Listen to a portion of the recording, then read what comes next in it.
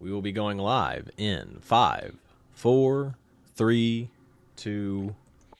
We're live. Good morning, Owasso. This is the Twins with Owasso Live, and this is the Morning Loop. It is currently 8 a.m. like usual. It is 55 degrees outside. It's pretty nice out right now, so enjoy this weather. It's got a high of 60 degrees today. It's going to get really windy this afternoon, though, and then allegedly it's going to blow some storms, maybe some scattered showers through the area later this evening, so around 5 or 6 or so. So keep that in mind, but for the most part, it should be clear and sunny up until the tail end of our evening or the tail end of the workday. Traffic conditions going into Tulsa. Again, fair. Nothing is going to stop you from getting to Tulsa in a decent amount of time because apparently nobody works on Friday. So, like I said, there's nothing going on as far as traffic goes into Tulsa.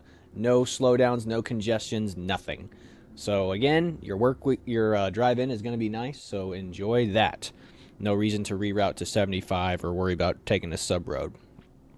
Now, in local news, yesterday, Chad went and live streamed over out at the Drip Bar, which is not what I thought it was going to be. Like when you showed up there, I was watching the live stream and listening to people explain what it was. I was like, interesting. So I thought it was like going to be like a bar, like a place where you go to order drinks and beer. What did you think it was? I thought it was going to be a clothing store. Okay. Look at this Drip. Yeah, I didn't even make that. That's an interesting connection. I never even thought about that. So yeah. For those of you who don't get it, like drip is what kids call their clothes. Oh, your drip is looking good. So.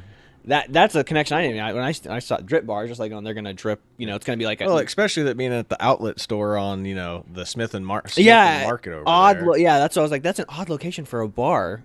So, but yeah, so it's not that either. So it's a health and wellness facility where they basically IV vitamins and minerals directly into your bloodstream, which is supposed to be like an instant energy boost. Like I said, whereas people say, you have to get an energy drink or whatever. It's way better than that. Like I said, I was talking to several people there, and they swore by it. So, I mean, it sounds interesting. They have vitamin packs, like energy booster ones, supposedly even like skin and hair, stuff that's supposed to make your skin and hair better too. So I mean, I have no clue. So I have to research more into this to find out more about it. But yeah, it sounded really cool. That hair one, just because I got a little spot back here that keeps bugging me, and I got this widow's peak happening, so might do the hair one. So yeah, go check out Drip Bar. It's not what you think. Like I said, again, what they will do is they literally inject some type of fluid or vitamins straight into your bloodstream. And so I mean, if you're afraid of needles, maybe it's not the place, but according to the guy, and like I said, it's a guy that we go and work out with the gym with. His wife runs the show. They're very good. They have really good nurses there who rarely will ever miss your vein. He goes, he's never seen a miss. So excellent. It's going to be a good time. Go check out Drip Bar. Go support local Owasso businesses. Now, as far as other events happening today, we have two things going on. You got the Tulsa Home and Garden Show. So go check that out. That'll be happening all weekend. If you got nothing going on, go to the Home and Garden Show, as well as Owasso High School presents Little Shop of Horrors. So that could be a very interesting little play. Go check out and see how they do the puppetry for that. It could be a very good time. So those are the two big events happening this weekend. As well, you have on Saturday morning, you're going to have Baja Jax is doing a breakfast fundraiser for Make-A-Wish Foundation. Make-A-Wish Foundation. So go support the Make-A-Wish Foundation by going out to Baja Jax.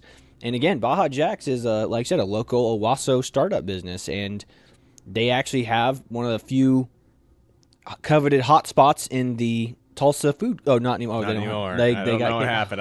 I went back over there when I was looking for like merchandise and gear to buy for people for Christmas and stuff, and I didn't see it there anymore. Now, granted, I could have just missed it because I really wasn't looking for it, but I was looking and I did not see it anywhere in their food court. Yeah, they used to have it in the TU food court. I don't know if it's gone now or whatever, but that was a cool thing to see that Owasso expanded into the TU market for a little bit. So, but it's a hard spot to keep in because they run weird hours over there, so you're not allowed to operate at certain times in that TU food court. So, yep. With that being said, in national news, we had the State of the Union address given by Joe Biden, and man, did he ever stumble through that. So there was not a lot of substance or anything interesting said in the State of the Union. It was a lot of conjecture, it was more of a campaign speech than it was a State of the Union, in my opinion. Now, Again, in my opinion, there was lots of lies or at least half-truths told. Like, he was talking about how Republicans stonewalled their own bill. Of course, they use that as, like, again, I told you they would do this in earlier videos where they would stonewall Republicans and use it as a cudgel to beat them with, saying Republicans wouldn't even pass their own border security bill. But remember, Democrats took hold of the bill and added a bunch of stuff into it. They added aid to Ukraine. They added aid to Israel. They added funding to Palestine.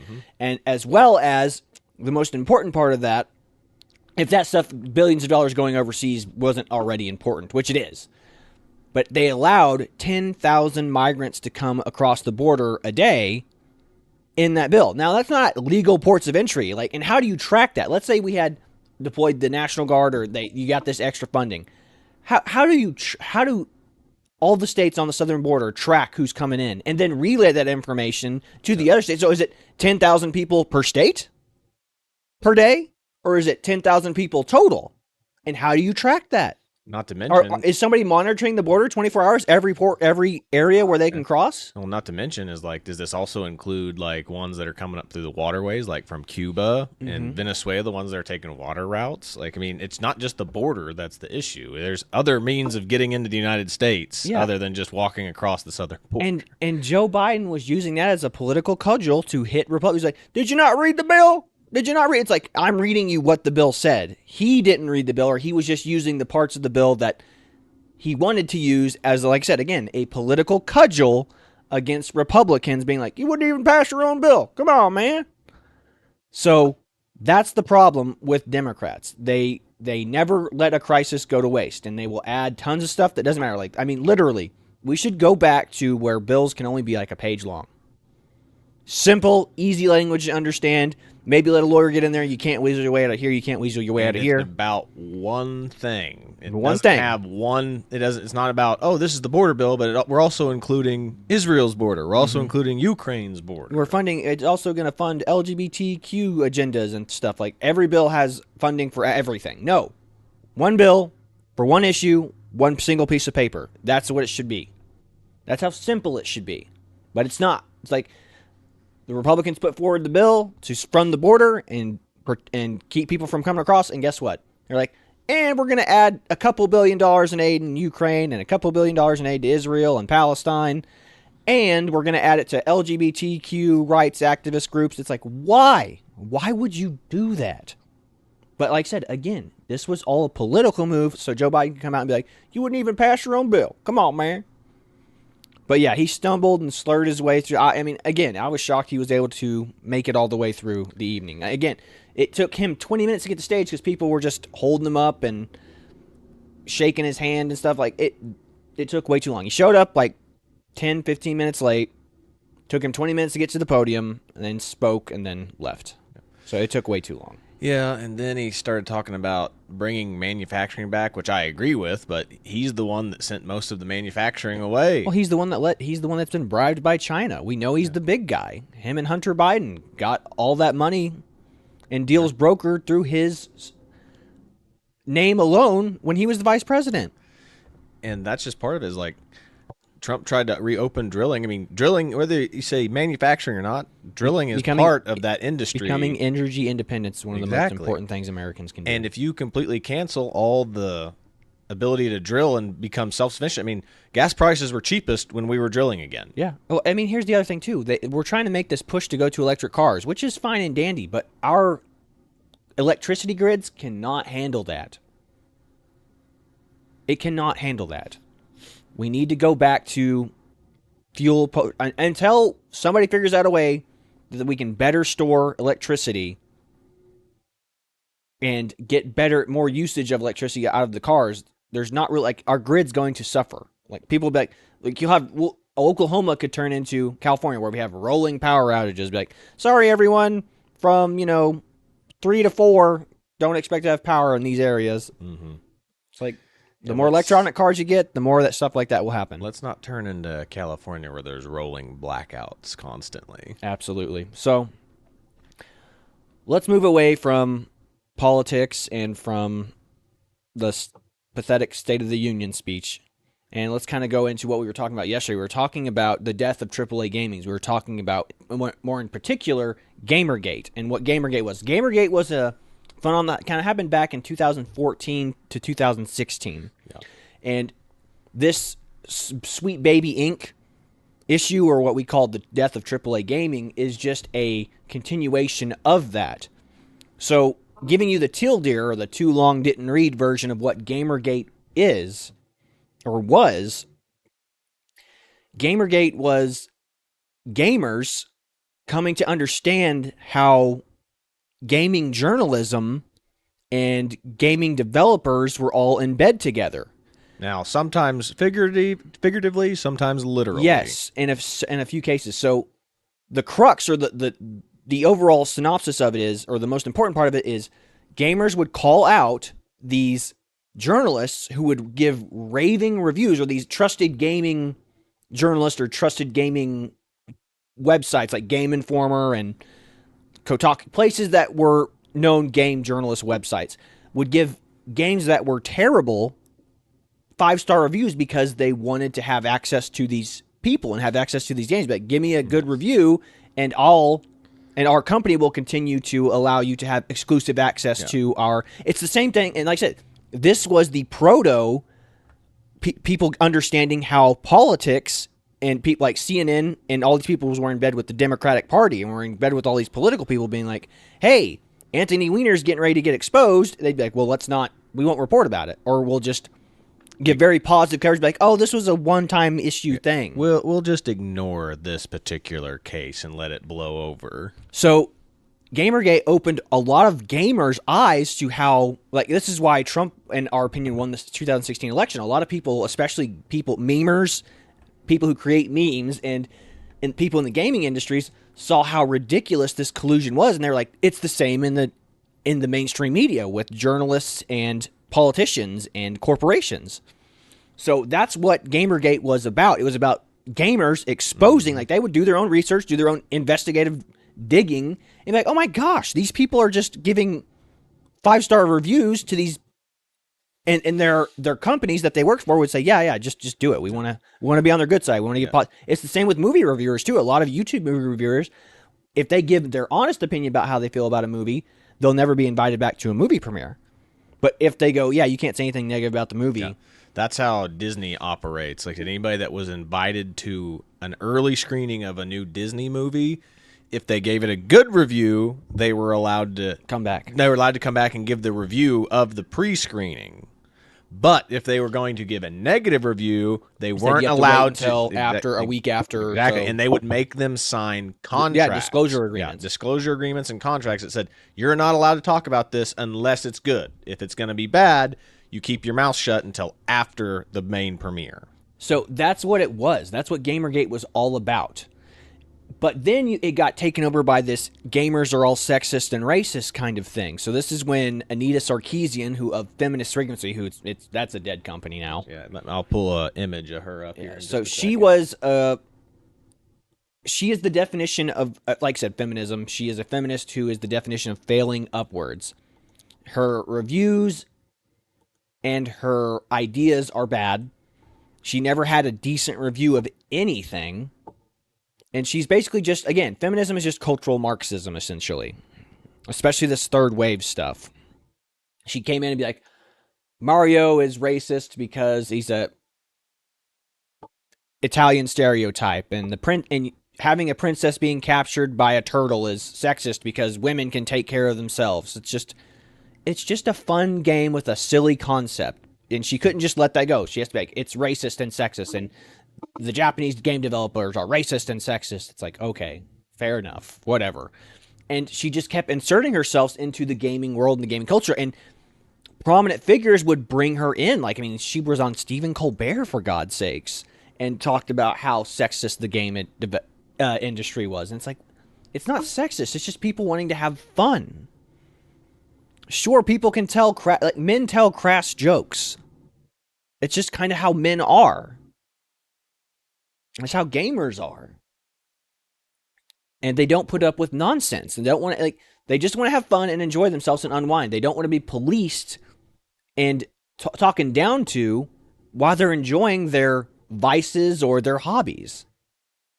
So she would insert herself into these conflicts, and she came out in defense of a pseudo game developer named Zoe Quinn, who she is as unscrupulous as they come. She is not a very good game developer, and she basically slept her way in and out of jobs throughout her career as a game developer. So she would come in and she would start relationships with, socially awkward game developer guys, and then she would accuse them of, this was pre-Me Too era, but this is kind of what kicked it off. But she would accuse them of bad behavior. And a lot of these guys ended up, well, at least one of them ended his life because he couldn't handle the backlash, because he had never dealt with anything like that. He had never been in a real relationship with a girl before. I mean, like, if you understand what game developers' lives look like, you understand that they're not the most sociably inept people.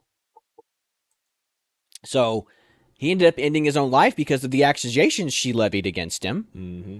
And there was no remorse on her part. And then she made it about her. Yep. Well, and she was called all sorts of mean names all over the internet, and it would be sexist if it wasn't true.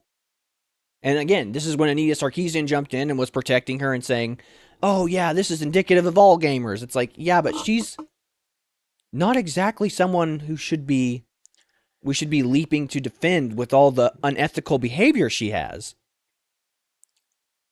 So that's what Gamergate initially was. And then again, these two characters, this Zoe Quinn and this Anita Sarkeesian, came in and hijacked what it was about and made it all about them.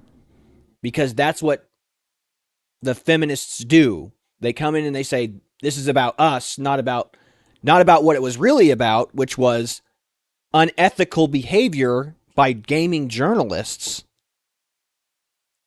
giving 5-star reviews to games that don't deserve 5-star reviews. Now, to you, that might sound like it's a minor thing, but when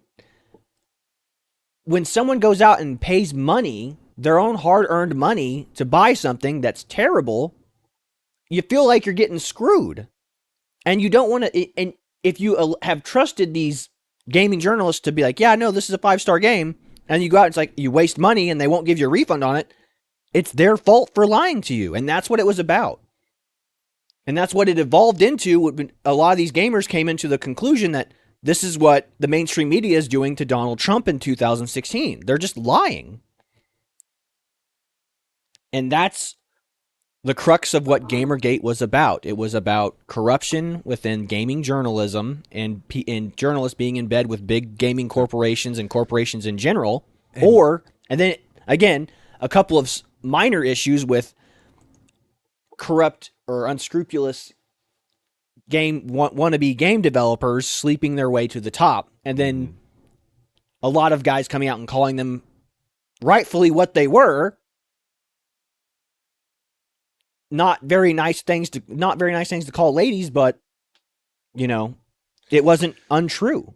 Yes. And getting to the point that it's also just failing upwards at this point, because Sweet Baby Inc. is just Feminist Frequency rebranded. Yes, it is. It is not the same people, but it's people who took her business model and have capitalized on it, and they are subsidized by places like BlackRock because they go, we're going to get your ESG scores up, and your DEI score up, and your feminism or woke ideology in your gaming levels brought up. And that's what ruined the game. The Suicide Squad Kills the Justice League game was ruined by bad story writing, which was brought in by the Sweet Baby Inc. Again, Sweet Baby Inc. is just a continuation of what Feminist Frequency was, with a different group of people who totally believe and buy into what Anita Sarkeesian with Feminist Frequency was selling. And she made buckets of money, but she just never provided anything of value. Again, this is like college professor stuff. It's like, I'm a professor of philosophy. It's like, but what they sell is ideas, but their ideas never generate revenue. They never generate wealth, which is why they're stuck in academia. It's the same thing with what these ESG scores and things are. There's no real value. There's no real. It doesn't bring anything to the table. It doesn't make a product better. It just makes it more socially acceptable through DEI and diversity, equity, inclusion, and makes, I guess, women happier with the end product. But it doesn't mean, which is strange because 90% of women don't give a crap about video games anyway. It's like a lot of the studies that they go, 80% of or 70% of gamers are women. It's like, no, because that's mobile games. They're not accounting for mobile games. They're accounting for, we're talking about guys who are PC Master Race gamers or Xbox or PlayStation gamers, even Switch gamers, like people who dedicate lots of their time. It's like their primary hobby. Like they go home from work and they start gaming. That's what they do. It's ridiculous because if you're just playing Candy Crush on your phone, I'm a gamer. No, you're not a gamer. Somebody who's a PC Master Race person who plays Valorant or plays, I don't know, what's I guess like Fortnite or something, would not consider somebody who plays, like my mom plays Candy Crush. My mom's not a gamer. She just does it when she's bored at the house, whenever she's sick of watching TV.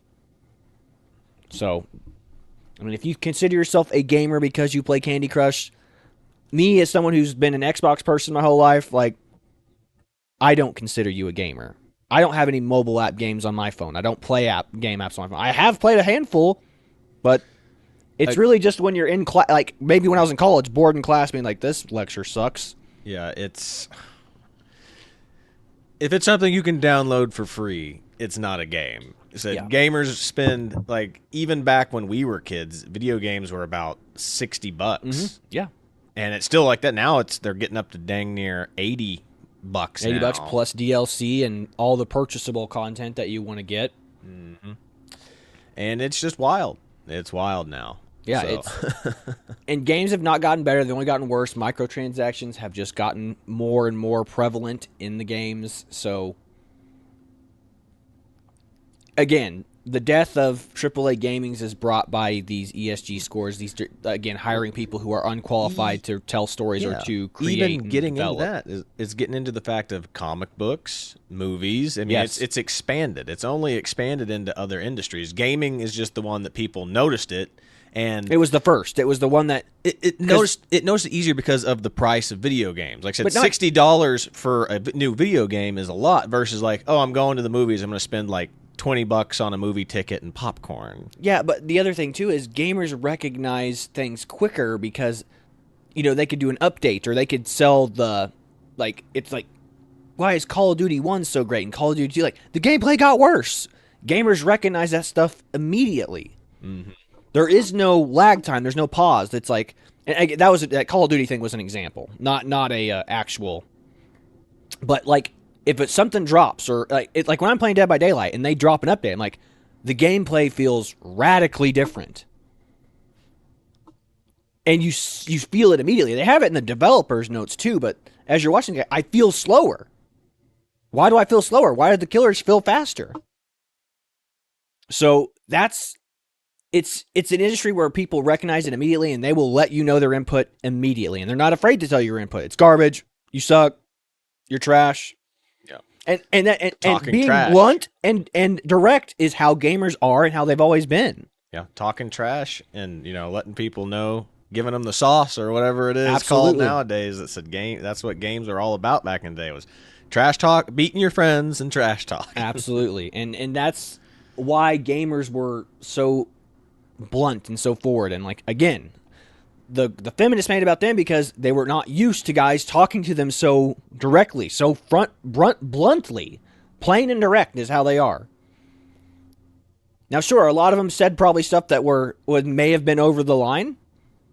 However, if you want to play in the boys' league, you have to be able to accept how the boys are going to play and talk.